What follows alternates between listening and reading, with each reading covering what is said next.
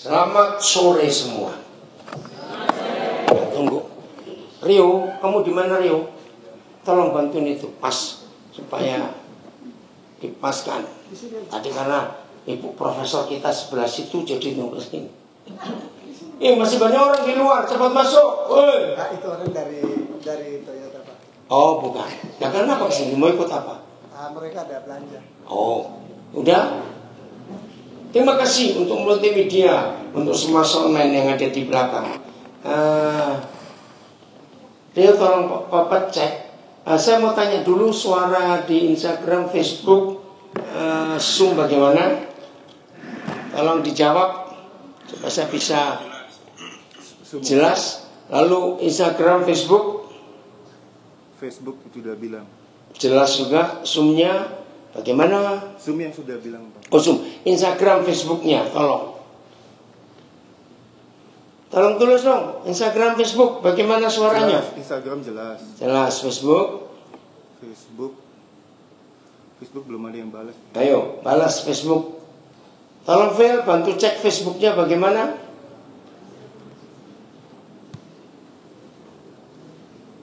Ayo Pak Kuryobi bersama istri gabung ke situ. Belum Facebook Phil? Facebook cuma ada 6 orang. Ya, enggak apa-apa harus jawab. Phil, cek Facebooknya dulu Phil. Tapi kalau baca indikatornya jelas Pak. Jelas ya. Ada indikator. Filipus. Ya, suara semuanya oke Pak. Oke, yuk makasih, kita lanjut. Kita bersyukur karena Tuhan memberi kita waktu yang sangat baik. Amin. Kepada semua kita yang ada di sini, baik anak-anak muda, baik orang tua, papa mama, baik gembala, hamba Tuhan, dan yang mengikuti via online, kita akan belajar satu konsep, bukan 2 konsep, bukan 3 konsep, untuk mengalahkan dosa, untuk mengalahkan jahat. Itu ternyata Alkitab memberi satu konsep saja. Maaf, selama ini gereja mengajarkan, ya kalau ada masalah, ada dosa, ada kejahatan, kita doa, kita perangi, kita lawan. Lalu gereja sibuk dengan doa keliling, ya, tengking sana, usir setan dari situ, pergi kamu dan semuanya. Bahkan tidak sedikit yang melakukan doa kelepasan. Ternyata semua itu tidak bisa menyelesaikan dosa dan masalah-masalah dalam hidup. Nah, hari ini di sesi ini kita akan belajar. Lalu caranya bagaimana? Bersyukur kepada Tuhan, kepada semua kalian anak-anak saya, orang-orang muda dalam usia seperti ini, saudara bisa mengerti fakta ini. Supaya suatu saat nanti pasti kalian akan ketemu orang-orang muda yang lain untuk merubah hidup mereka. Secara khusus Bapak bicara kepada orang-orang Papua asli. Bapak ingin tanya kepada kalian yang orang Papua asli. Kalau melihat fakta yang ada, maaf ya jangan tersinggung. Kalau lihat fakta yang ada, mungkin juga lihat kakak-kakakmu. Maaf. Dalam kondisi Papua seperti ini, bakal mudah atau susah mencari pemimpin-pemimpin hebat di semua bidang, baik dari bisnis ekonomi, baik dari kaum profesional, yang dokter, yang perawat, yang hakim, sarjana hukum, ya pilot, ya, dan tenaga-tenaga profesional yang lain. Melihat fakta orang-orang Papua asli seperti yang sekarang, Bapak minta kalian jawab. Kira-kira Papua bakal mudah atau susah menemukan pemimpin-pemimpin yang kita harapkan untuk memimpin tanah ini sendiri? Jawab, mudah atau susah? Lu gak usah ragu-ragu jawab, penting. Mudah atau susah menemukan pemimpin orang Papua asli? Karena rusaknya hidup. Bahkan pejabat sendiri. Nah, kerusakan hidup itu yang kita akan pelajari di sesi ini. Coba lihat urutannya. Ya. Bapak persempit. Ya, enggak terlalu luas. 3 saja. Antara free sex, sex bebas. Nomor 2, masalah kesehatan. Lihat, 3 penyakit yang setan buat di tanah Papua, sehingga jarang kita menemukan orang-orang Papua asli itu berumur panjang. Betul atau salah? Tahun 90 bulan April itu pertama kali saya menginjakkan kaki di Jayapura. Nah, saya punya kebiasaan saya berbagi kepada hamba Tuhan, orang-orang tua. Saya lupa di ayat mana, tapi dalam Taurat Musa ada firman berbunyi demikian. Salah satu bukti tanah itu tidak terkutuk tapi diberkati, kalau penduduknya umurnya panjang. Nah, gara-gara firman itu saya punya kebiasaan, tiap kali sampai di suatu tempat yang baru saya kunjungi, dan waktu itu berapa hamba Tuhan rasa aneh. Mungkin sedikit sekali atau mungkin cuma saya tidak tahu. Apa yang saya kunjungi? Kuburan. Aneh bukan? Nggak cari toko, nggak cari restoran, kuburan. Kenapa saya mengunjungi kuburan? Ya gara-gara Taurat ini. Dan saya baca bukan nama di batu nisan, tapi usia yang meninggal. Saya syok. Rata-rata orang Papua waktu itu ya, tahun 90, jadi sudah berapa tahun? 35 tahun yang lalu. Angka yang paling tua saya temukan banyak di batu nisan atau di nisan kuburan. Waktu itu di daerah Sentani. Lalu saya ke Wamena, saya ke Fakfak, saya ke Kaimana, ke Sorong, ke Merauke. Hampir tidak pernah ketemu yang meninggal usianya kepala 70-an itu jarang sekali. Yang paling banyak itu angka 40-an sudah mati orang Papua ini. Syok saya. Waktu itu Papua baru 1 provinsi, 9 kabupaten. Oleh kemurahan Tuhan saya sudah keliling 9 kabupaten, masih 1 provinsi. Nah, kepala dinas kesehatan itu Dokter Selamat, orang Jawa tapi anak Tuhan. Beliau masih ada di Jawa sekarang. Nah, saya tanya, dokter, apa sebegitunya? Mata Dokter Selamat berkaca-kaca, memendam kesedihan. Betul Pak Pendeta. Angka statistik nasional,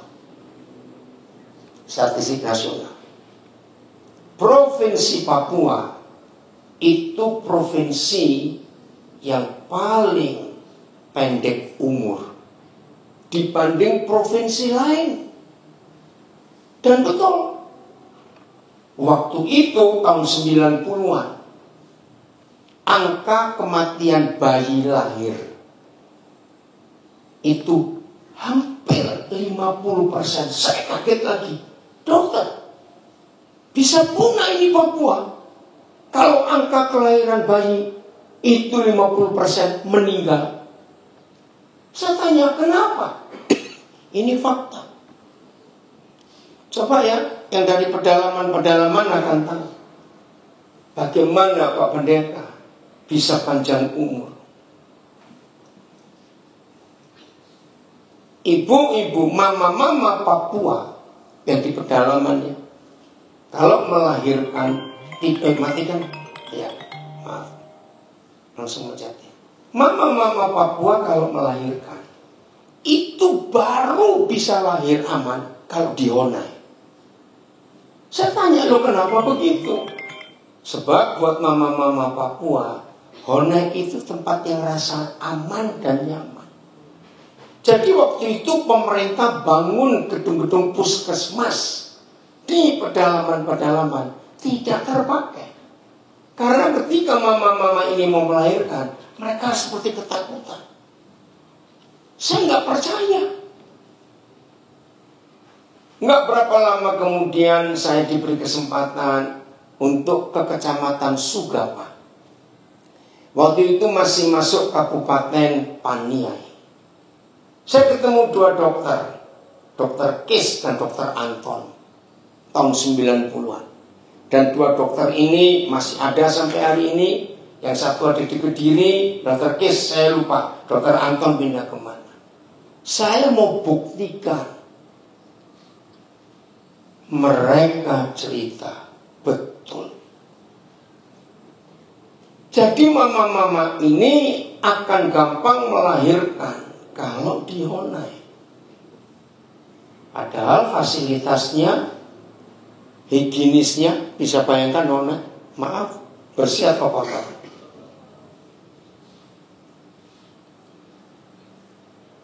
Maaf ya, yang ikuti, yang di luar Papua. Kalau saya ingat ini. Jadi ketika mama-mama itu melahirkan tanpa pertolongan medis yang betul karena mereka rasa nggak aman. Kadang-kadang mereka gigit sendiri tali pusatnya. Atau mereka pakai kayu yang ditipiskan seperti pisau. Itu kan bisa membuat infeksi baik mama maupun bayinya. Ngeri sekali.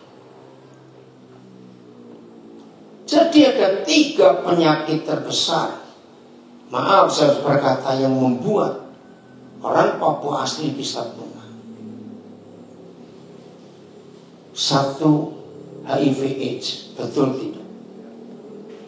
2, itu TBC. 3, itu malaria. Maka itu kalau kita tidak menemukan solusi untuk menghentikan kejahatan setan, membunuh orang-orang Papua asli sejak lahir, mengerikan sekali. Nah, jadi saya bilang ada 3. 1 tentang seks bebas, perkosaan, perjinan. Mengerikan nggak di tanah Papua ini? Tolong jawab. Mengerikan. 2, penyakit. Nomor 3, mental dan karakter. Maaf ya, sampai hari ini, tolong kalian catat, sampai hari ini, anak-anak Papua asli kalau keluar Papua untuk kuliah, entah mau ke Sulawesi Utara, mau ke Sulawesi Selatan, sampai ke Sumatera, Pulau Jawa, maaf kita harus tahu, sulit mencari tempat kos. Ayo, siapa bisa jawab kenapa? Ya ditolak, ya kenapa? Ayo pikir. Ayo, nggak usah ragu-ragu. Itu kita. Kenapa sulit cari tempat kos? Karena hidupnya kacau. Mabok, bikin rusuh. Bukan cuma tidak bayar.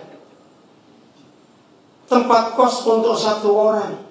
Kalau teman datang, sahabat datang, kumpul semua. Malam-malam ribut, bikin kacau. Nah, saya ini yang sekian puluh tahun tinggal di Papua, malu juga melihat fakta ini. Betul atau salah? Terus mau apa?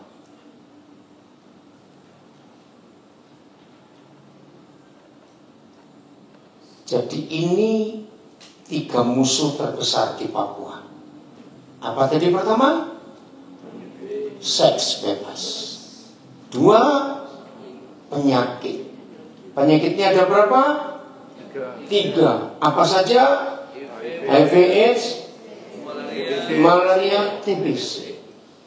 Saudara tolong catat, ini 3 penyakit pembunuh. Bahkan dibuktikan oleh WHO, Badan Kesehatan Dunia. Kalau ada 1 orang kena HIV AIDS, paling sedikit ada 10 orang di sekitarnya yang kena. Wih, ngeri sekali. TBC, 1 orang kena TBC, kecampur udara, apalagi dalam Honai yang gak ada ventilasi. Wih, bisa bayangkan.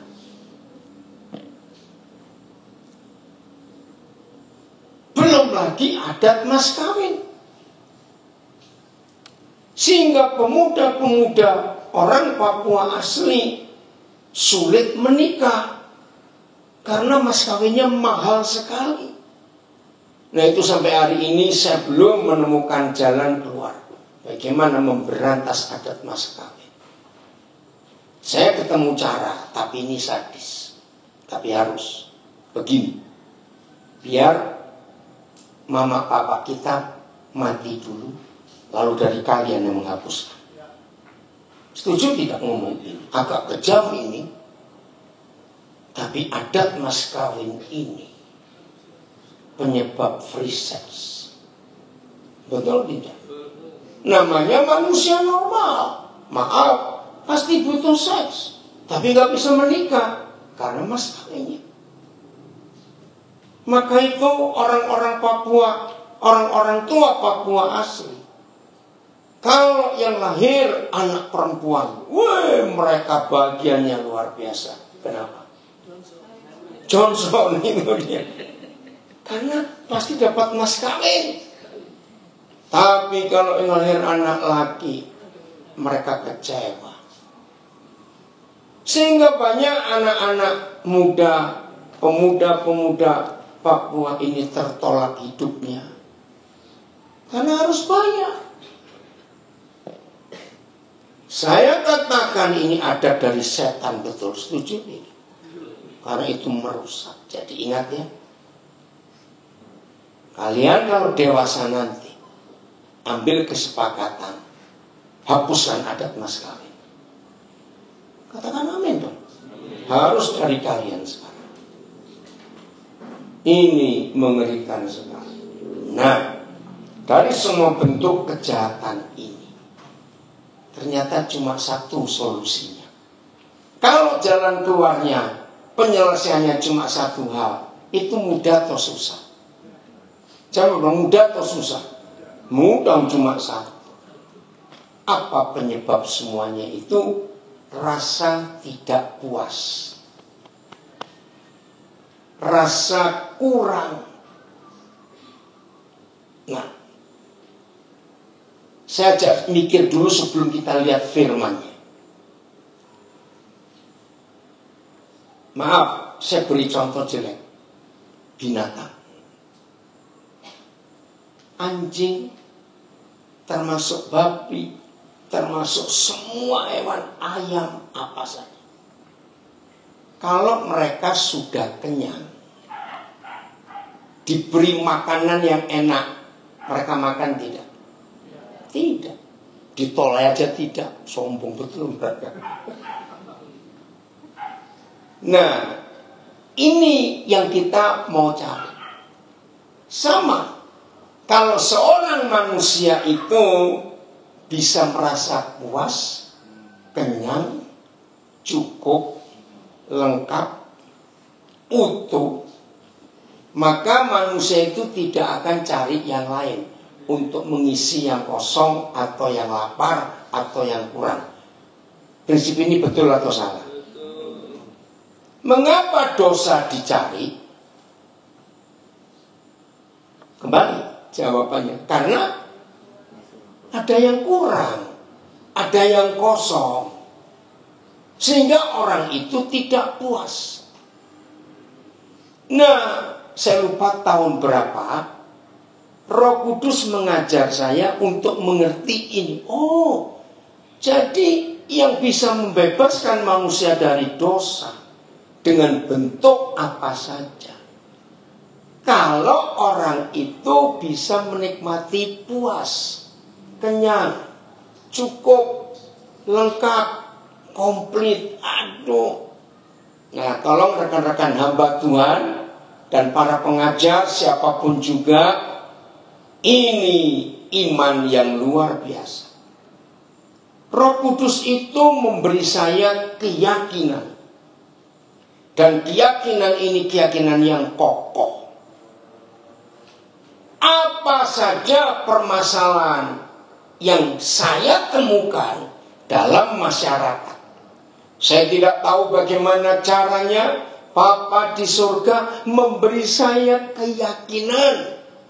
Jawaban semua masalah yang ada di masyarakat ini, Daniel, kamu akan temukan itu di Alkitab.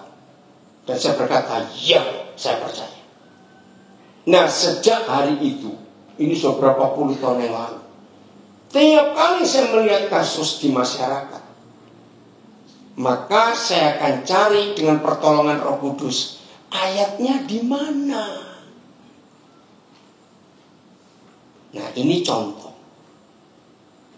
Akhirnya saya cari di mana ayat yang memberitahu bahwa suatu hari seorang manusia bisa puas, bisa cukup, bisa kenyang, bisa lengkap, bisa komplit, bisa utuh, sehingga hidupnya nggak ada yang kosong, nggak ada yang kurang, cukup puas. Ternyata ada. Ayo kita baca Yohanes 14 ayat 8. Wih, begitu luar biasa ini. Ada ternyata. Dan di dunia ini tidak ada buku lain yang memberitahukan kita kapan seorang manusia bisa menemukan rasa cukup, kenyang, puas, komplit, lengkap, utuh. Cuma ayat ini. Oh, sudah ada di layar. Wih, keren. 14 ayat 8. Itu 18 itu. Oke, 14 ayat 8. Kita baca sama-sama ya. 1, 2, 3. Ayo ulang-ulang serentak. 1, 2, 3.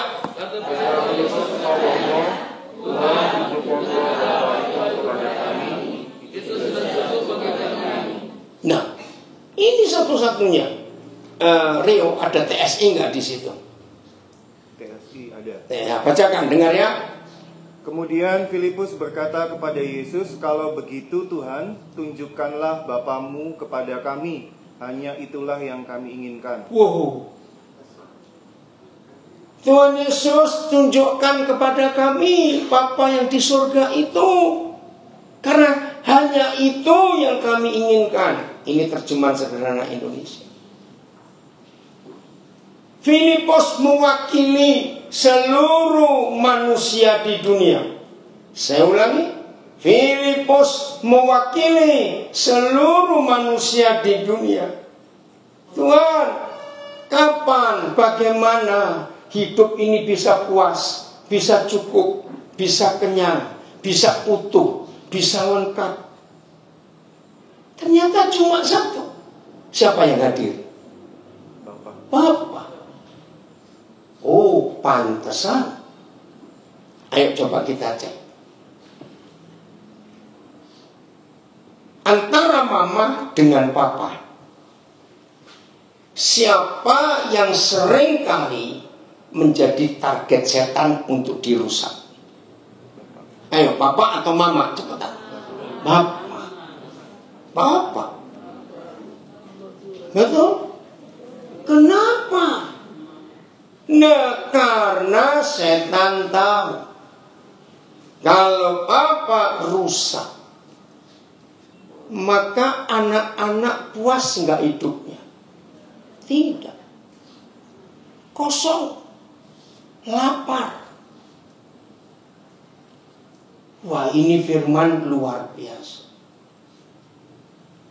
Yang 2 hari hadir di CKI Immanuel Vanindi pasti masih ingat. Mengapa setan merusak ayah-ayah? Hari ini kita dilengkapi.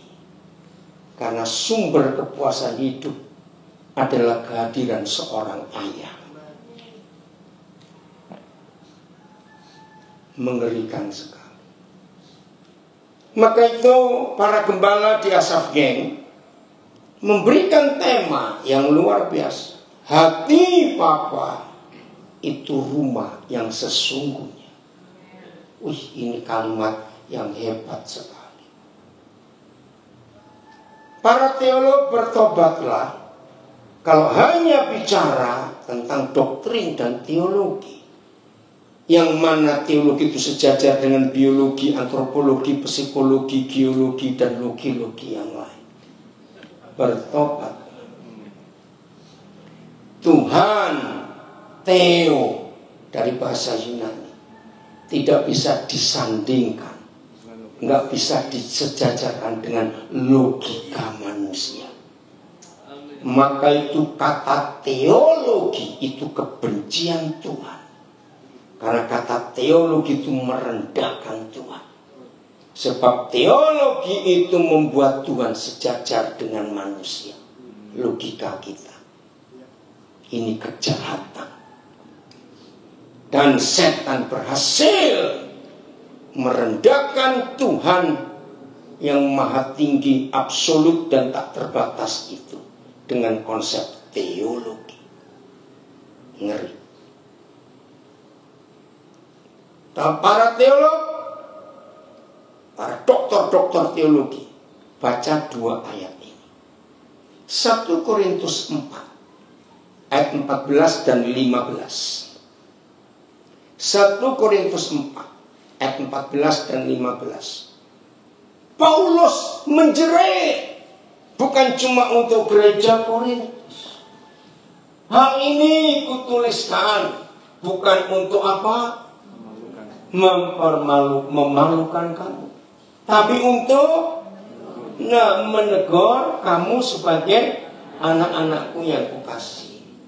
Tolong para pria yang suatu hari kalian menikah, lalu kalian punya anak dan jadi papa, saya dahului.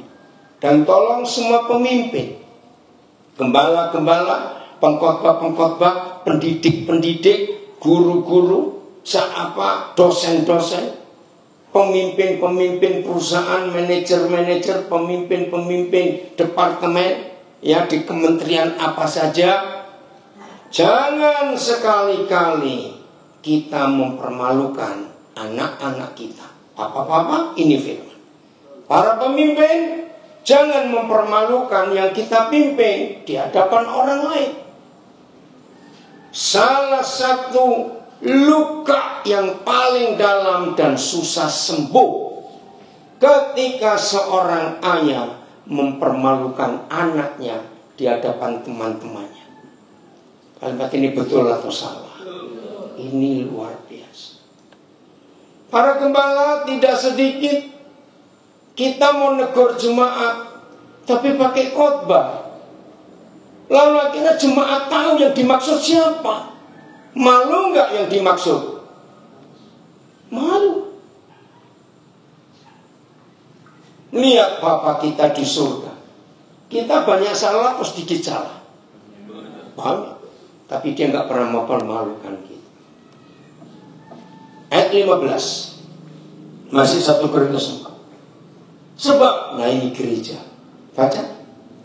Sebab sekalipun kamu mempunyai beribu-ribu pendidik dalam Kristus, sarjana-sarjana teologi, master-master teologi, doktor-doktor teologi, itu ribuan jumlahnya. Bahkan saudara harus tahu, di Indonesia ini, nanti tolong yang Katolik saya minta data.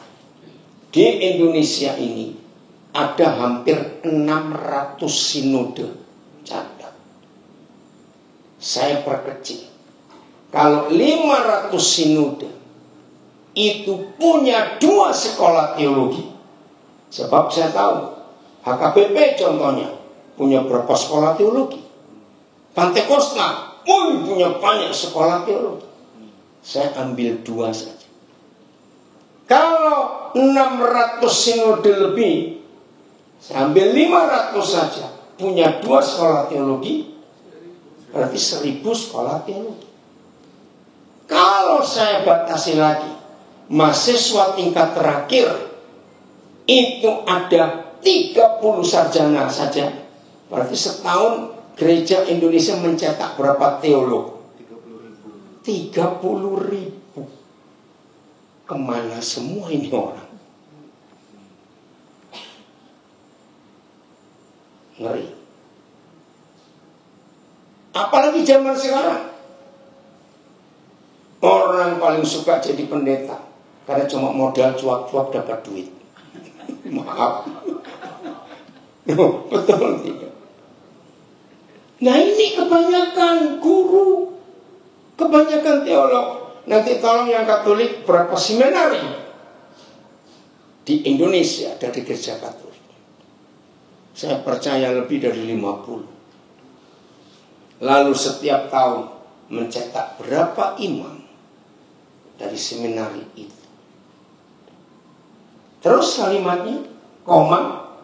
Oke, baca dari awal. 1, 2, 3. Sebab sekalipun kamu mempunyai beribu-ribu pendidik dalam Kristus, kamu tidak mempunyai banyak bapak, karena akulah yang dalam Kristus Yesus telah menjadi bapamu oleh Injil yang kuberitakan kepada. Nah,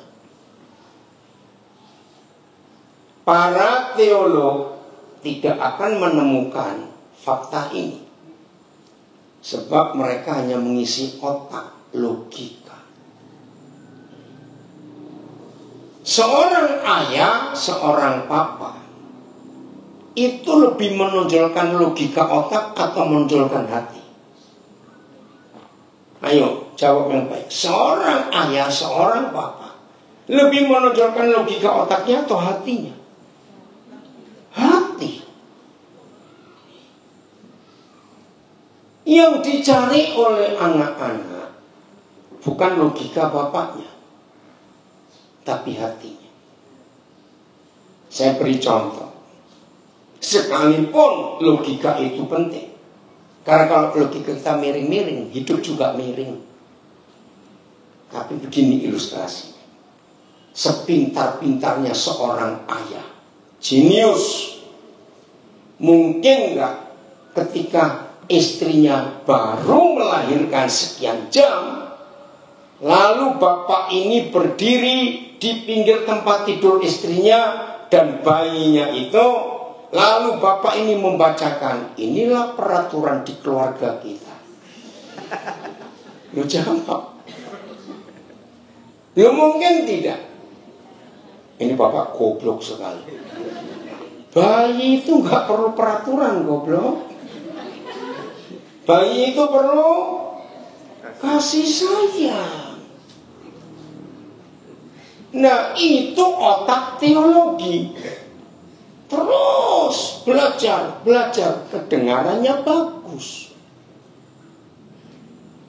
Ayo kita jawab. Jadi bayi-bayi sampai jadi anak-anak, sampai jadi remaja, mereka selalu baca peraturan bapaknya di dinding rumah atau tidak? Nah, jawab. Loh, mungkin nggak bapak-bapak itu di dinding rumahnya penuh dengan peraturan? Perlu tidak? Tidak. Lalu bagaimana anak-anak belajar? Melihat papa mamanya. Maka itu kalau papa mama hari-hari bertengkar terus hidupnya, langsung anak-anak punya konsep, oh hidup terus bertengkar. Kenapa begitu? Anak-anak belajar dari yang mereka lihat. Ini masalah besar. Coba jawab pertanyaan saya. Yang disebut anak-anak batasnya kira-kira di umur 7 kira-kira. Maka itu sampai hari ini seluruh dunia mengakui anak-anak baru bisa masuk sekolah dasar umur 7. Ini peraturan internasional. Nah, sebelum umur 7, tolong jawab. Anak-anak itu tahu nggak salah itu apa, benar itu apa? Belum tahu. Dan ini bahaya. Apa bahayanya? Buat yang namanya anak-anak sebelum umur 7. Mama Leon, ini satu pelajaran lagi tambah nanti kalau baca. Anak-anak sebelum umur 7 itu cuma tahu di jiwanya, di benaknya, semua yang dilihat dari papa mamanya itu benar. Ini berbahaya sekali. Sebab mereka belum tahu salah itu apa, benar itu apa. Ini loh bahayanya yang namanya anak-anak. Maka itu Tuhan Yesus murka. Tolong bantu saya cari Matius 16 atau 18. Tuhan Yesus murka. Kalau ada orang dewasa di antara kamu menyesatkan salah satu dari anak ini, lebih baik dia dikalungi batu yang beratnya 20 kilo, buang ke laut. Matius berapa? 16 atau 18? Tolong Filipus coba bantu cari. Itu ngeri. Nah, kalau kita melihat hukum internasional, sebentar saya pakai istilah Indonesia. Di Indonesia ada lembaga untuk melindungi anak-anak dan ibu-ibu dari KDRT. Lembaga apa itu namanya? KPAI. Apa? KPAI. Apa itu? Komnas Komisi Perempuan dan Anak. Iya, Perlindungan Perempuan dan Anak.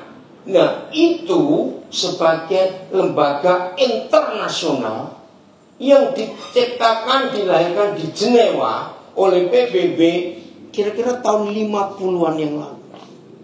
Sehingga di semua negara wajib ada Komisi Perlindungan Anak dan Ibu. KPAI. KP Perlindungan Anak, Ibu dan Anak ya. Nah, itu wajib. Dan ternyata jauh sebelum Jenewa merumuskan hak asasi anak, Tuhan Yesus orang pertama di dunia. Ayat berapa? 18. Matius 18 ayat 6. Oke, ayo kita lihat. Sudah, hebat kamu, Steve.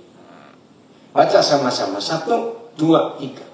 Tetapi barang siapa menyesatkan salah satu dari anak-anak kecil ini yang percaya kepadaku, lebih baik baginya jika sebuah batu kilangan diikatkan pada lehernya lalu ditenggelamkan ke dalam laut.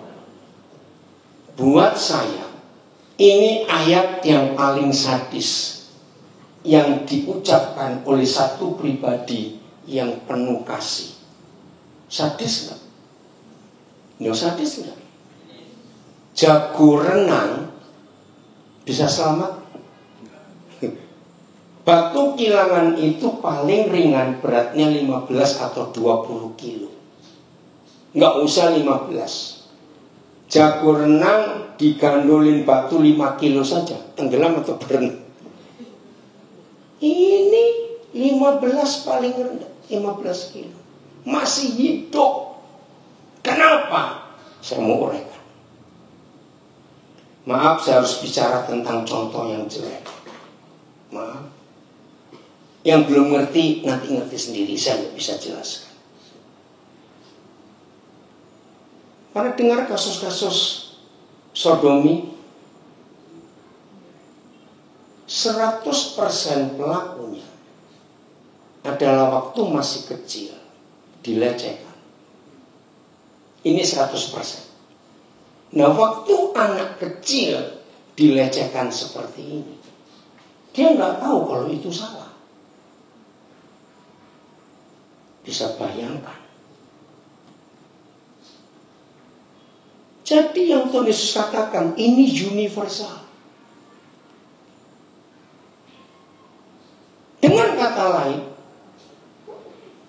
anak-anak belajar yang jahat dari orang yang paling dekat dengan mereka. Nah, ini sumber malapetaka dunia. Dan ini sumber malapetaka hancurnya Papua. Saya beri contoh lagi. Tolong jawab ya, khususnya yang Papua asli. Tolong. Sering nggak kita di tanah Papua ini menemukan kasus bapak pukul mama? Banyak. Dengan cara yang macam pukul, tendang, lempar, aduh ngeri sekali. Mengapa bapak-bapak itu melakukan seperti itu? Jawabannya ini, karena waktu masih kecil mereka lihat bapaknya pukul mamanya. Dan itu masuk ke benaknya.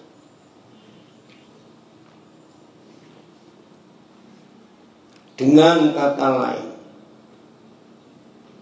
hancurnya sebuah kehidupan ternyata bukan di pasar, bukan di sekolah, bukan di pelabuhan, bukan di jalanan, tapi di rumah.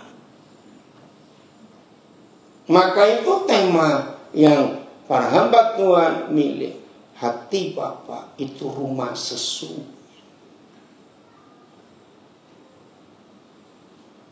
Jadi ibadah sekarang ini salah satu tujuannya, ayo kita potong rantai setan ini. Kekerasan dalam rumah tangga, free sex, dan macam-macam kejahatan. Siap putus dari kita semua sekarang. Dalam nama Yesus tidak boleh dilanjutkan. Cukup. Tolong para pendidik lakukan ini. Jadi anak-anak murid kita nakal di sekolah, sumbernya dari mana? Rumah. Siapa aja yang di multimedia ada internet nggak? Ada ya? Coba cari. Ini rahasia besar. Di dunia ini hanya ada seorang yang menemukan anak-anak itu belajar dari papa mamanya. Namanya Dorothy Nolte. Dia sudah meninggal kira-kira awal 2000-an yang lalu. Umur 90 tahun lebih. Nah, cari Dorothy Nolte. D-O-R-O-T-H-Y. Sudah? Itu Dorothy Nolte. Iya, N-O-L-T-E. Cari yang bahasa Indonesia. Nah, semua ini para pendidik harus belajar dari orang ini. Belum ada orang lain di dunia seperti Ibu Dorothy Nolte yang menemukan fakta ini. Wah, pertama kali saya belajar dari Ibu Dorothy, saya menangis. Ternyata semua baik buruknya sebuah kehidupan itu dari rumah. Sudah?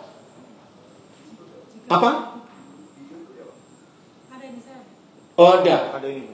Enggak, maksudnya layar supaya tahu. Bukan di YouTube, cari aja di Google. Ada Dorothy Nolte.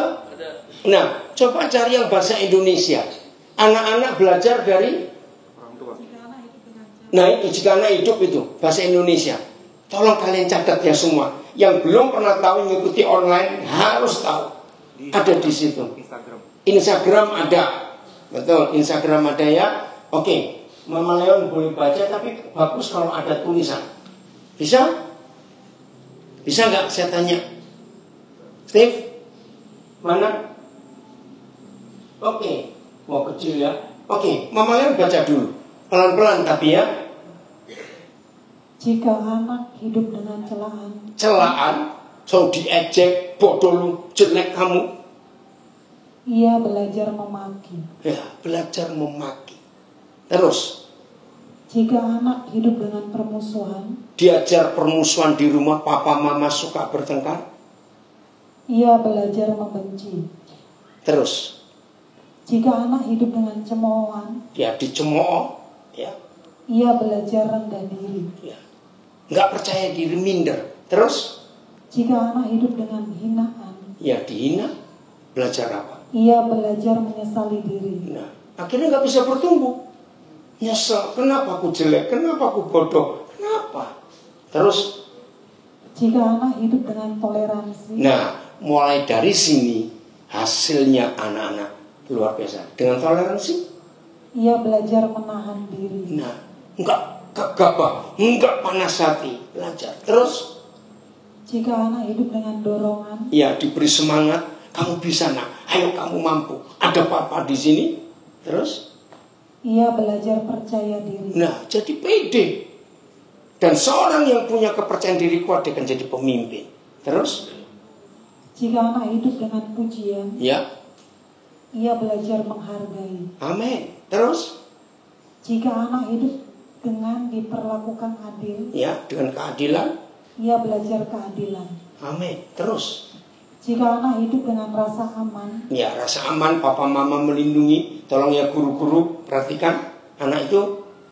ia belajar menaruh kepercayaan. Wah, jadi punya rasa confident yang kuat. Terus, Jika anak hidup dengan dukungan, ya, diberi support, dukung. Ayo kerjakan ini, ayo papa nemani, mama nemani. Anak itu belajar.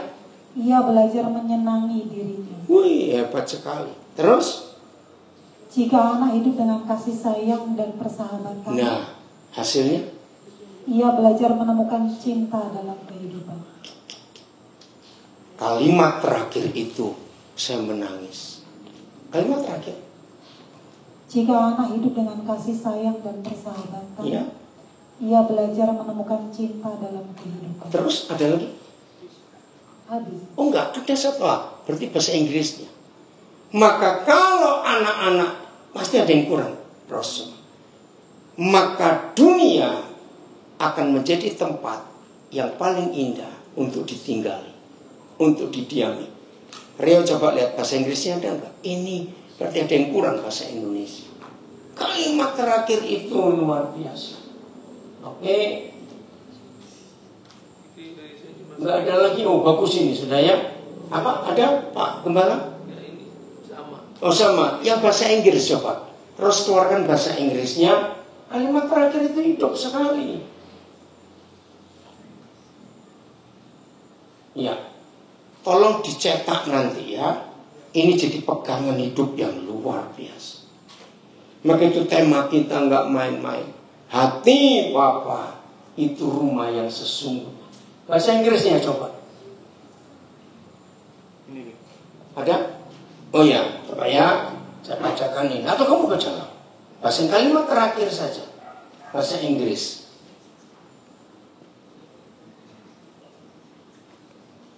Ada?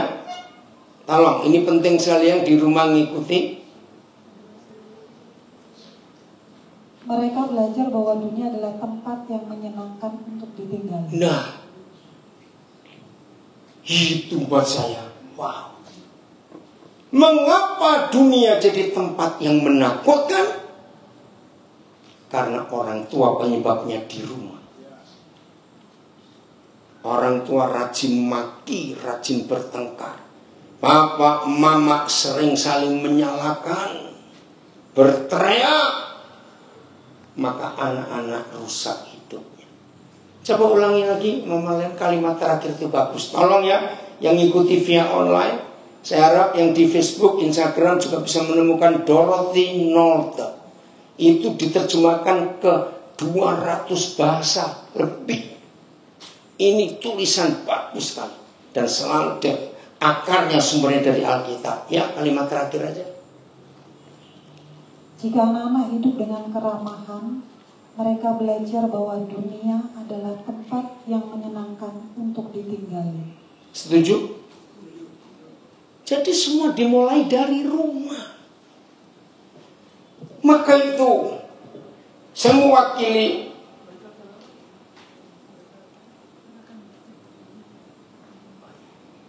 saya mewakili orang tua gagal. Maafkan papa mama. Tapi hari ini kami papa mama berharap kalian gak boleh gagal seperti kami. Amin. Setuju anak-anak? Kalau kalian nanti menikah, ingat ini. Anak-anak itu belajar dari orang tuanya. Dan ternyata belajar itu, dengar, ternyata belajar itu gak hanya yang baik. Betul? Lu ya atau tidak? Berarti kita juga bisa belajar dari yang jelek, yang salah. Nah, pelajaran baik maupun salah, siapa gurunya? Jawab, siapa gurunya? Papa mama. Dan dengar kalimat ini. Setan berhasil tidak? Jawab, setan berhasil tidak? Menyedihkan sekali. Maka itu gereja yang baru pertama kali hari ini mendengar kebenaran ini. Ayo kita rubah pola kita khotbah. Jangan cuma teori, doktrin, dogma, organisasi, liturgi. Yang penting-penting kita sering lupa. Bila anak-anak belajar keramahan itu, dimulai dari kata toleransi tadi sampai di bawah, maka kita menemukan dunia sebagai suatu tempat yang indah untuk ditinggali. Itu luar biasa. Mulai dari kita. Hari ini tidak boleh ada seorang pun di antara kita yang tidak dipulihkan oleh hati Bapa di surga. Maka itu siapa saja, baik yang di sini onsite maupun mengikuti online, kalau ada di antara kita mengalami kerusakan mental, kerusakan hati karena kelakuan orang tua atau siapa saja, dan waktu kecil kita dilecehkan, hari ini Tuhan Yesus mau pulihkan kita semua. Tidak boleh kita izinkan lagi kerusakan itu kita bawa sampai menikah nanti. Setuju? Stop. Hari ini selesai.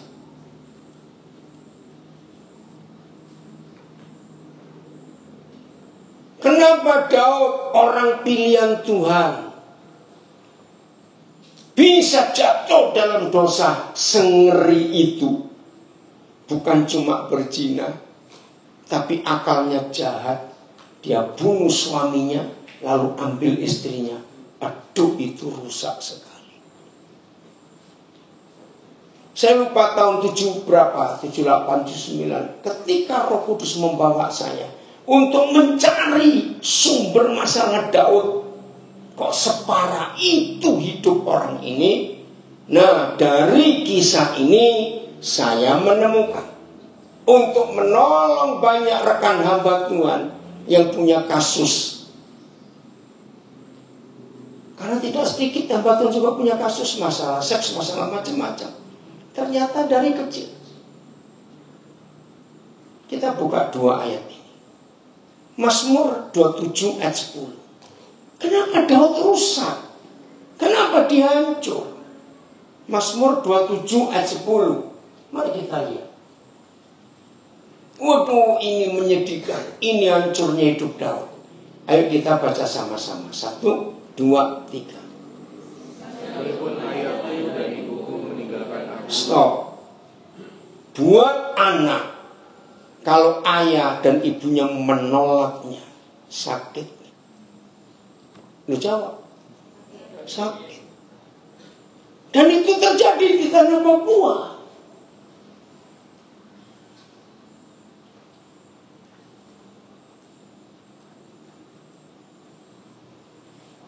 Ketika anak-anak dilahirkan tapi ditolak oleh ayah ibu, hancur hidupnya.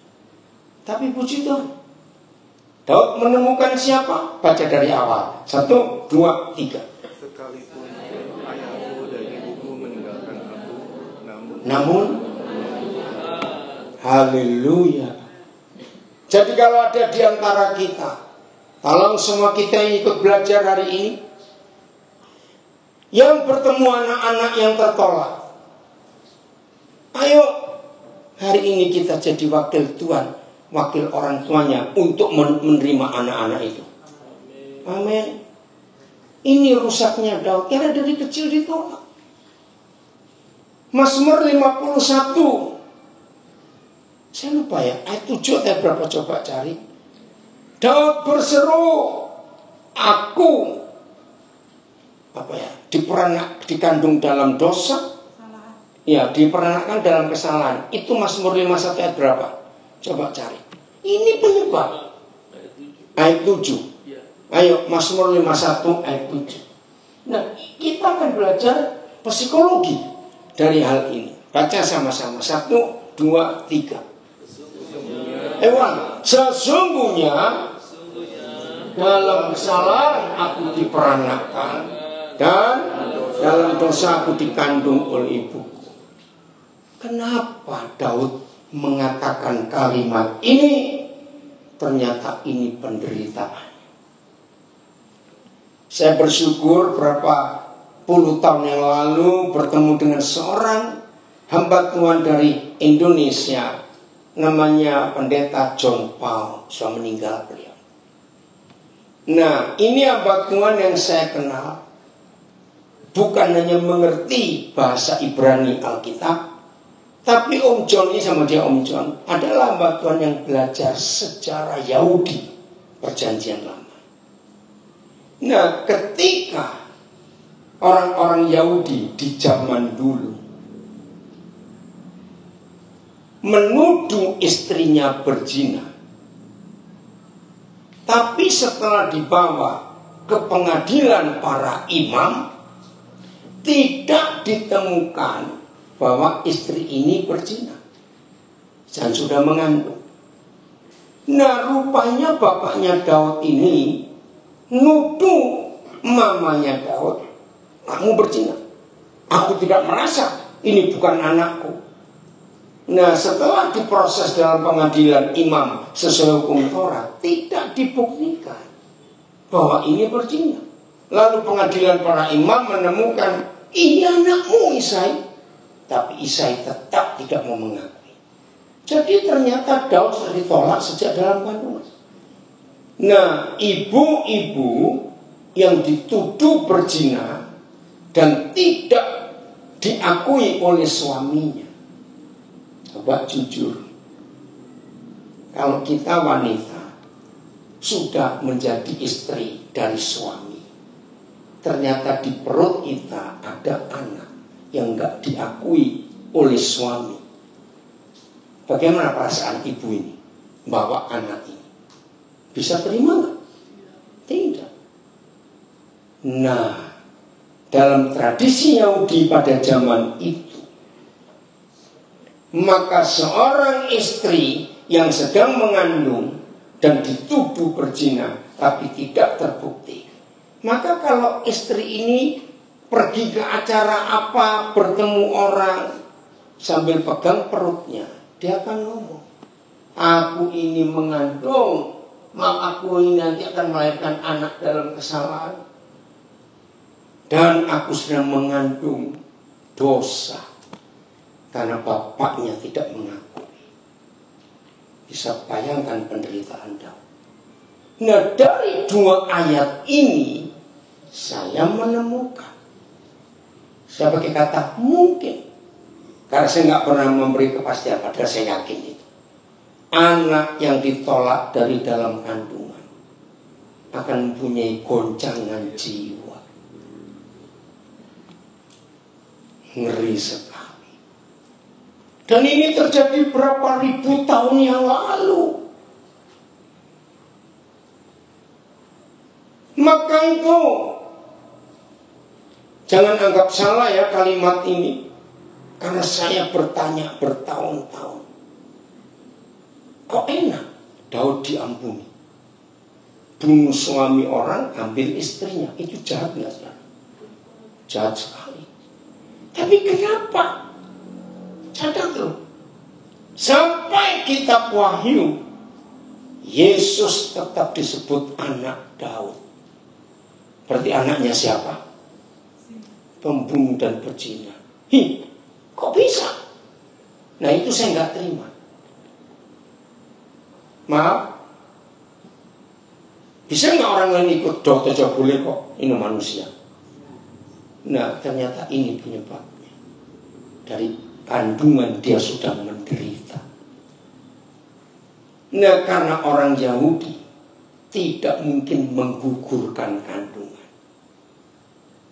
Berarti 9 bulan 10 hari selama Daud dalam kandungan, isinya penderitaan.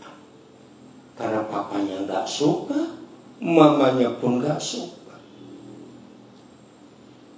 Kira-kira kalau zaman sekarang, mamanya Daud pasti gugurkan. Tapi hukum Taurat melarang, itu pembunuhan.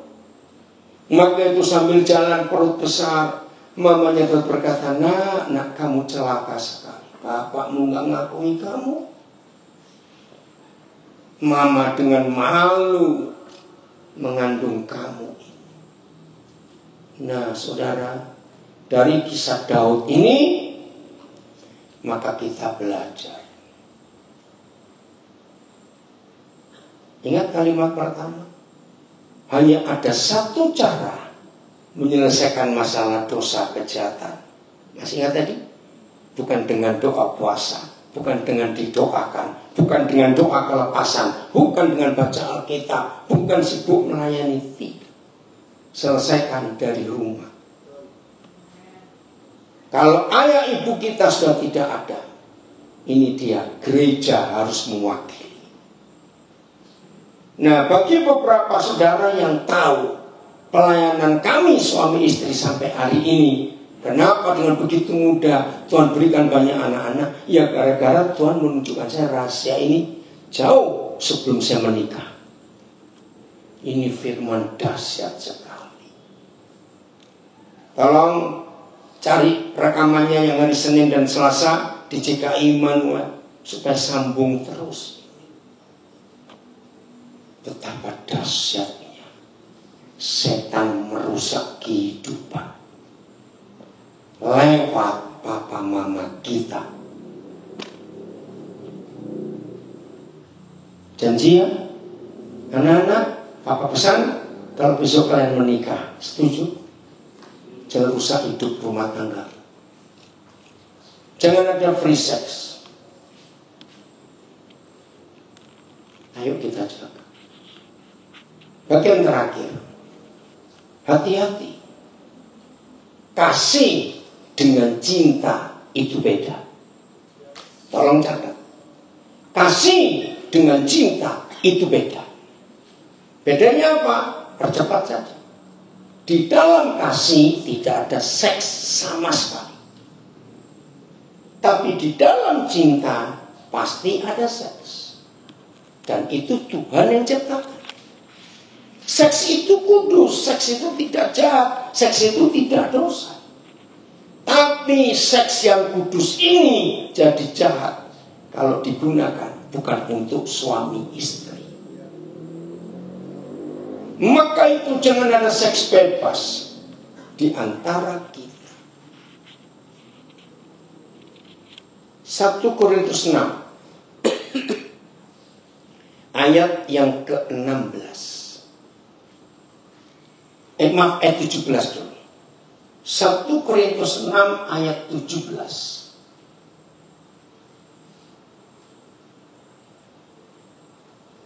Oh, 18 maaf. Nah, kata kalimat pertama apa? Jauhkanlah diri kita dari percabulan. Itu free sex. Mengapa Papa minta kita menjauhkan diri dari percabulan, dari seks bebas? Karena setiap dosa lain yang dilakukan manusia, artinya dosa lain yang bukan free sex, yang bukan seks bebas, yang dilakukan oleh manusia terjadi, baca, terjadi di luar dirinya. Ini aneh. Pertama saya belajar ini, saya tanya, Bapak, kalau saya marah, itu dari dalam atau dari luar? Marah dari dalam. Tapi kenapa tidak dikatakan ini karena terjemahnya salah? Yang terjadi di dalam diri manusia adalah dosa percabulan. Tetapi orang yang melakukan percabulan berdosa terhadap dirinya sendiri. Rio bacakan TSI-nya atau BIS. Ada yang kuat? BIS. Ya. Jauhilah perbuatan-perbuatan yang cabul. Oh, yang kuat pakai mikrofon supaya didengar. Jauhilah perbuatan-perbuatan yang cabul, sebab semua dosa lain yang dilakukan orang terjadi di luar tubuh orang itu. Tetapi orang yang berbuat cabul berarti berbuat dosa terhadap tubuhnya sendiri. TSI-nya. TSI. Jadi jangan pernah melakukan percabulan. Semua dosa lain tidak langsung berkaitan dengan tubuh pelakunya. Tetapi orang yang melakukan percabulan merusak tubuhnya sendiri. Ini mengagetkan. Oh ya? Merusak dirinya sendiri. Itu kalau seks bebas. Maka itu saya ulangi. Seks itu kudus, katakan amin. Kalau digunakan oleh dua orang yang berstatus suami istri. Tapi seks akan menghancurkan hidup kalau dipakai untuk yang salah.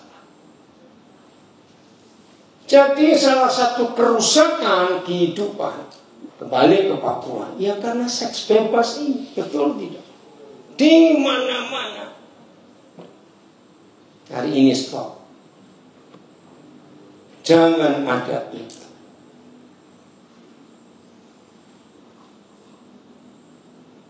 Saya tidak tahu nanti Pak Tos, lalu Pak Denny atau siapa saja, Mama Leon siapa saja, mikir ini bagaimana menghadapi anak-anak ini. Saya harap semua kita yang ikuti belajar, baik nanti lewat rekamannya, ini penting sekali. Jadi saya kembali lagi sebelum lupa. Jadi apa solusi satu-satunya untuk membuat setan gak bekerja lagi? Hadirkan Papa. Amin kan? Karena hanya seorang Bapa yang bisa membuat kita cukup, kenyang, puas, lengkap, utuh. Wih, luar biasa. Kehadiran Papa. Ayo kita renungkan ini.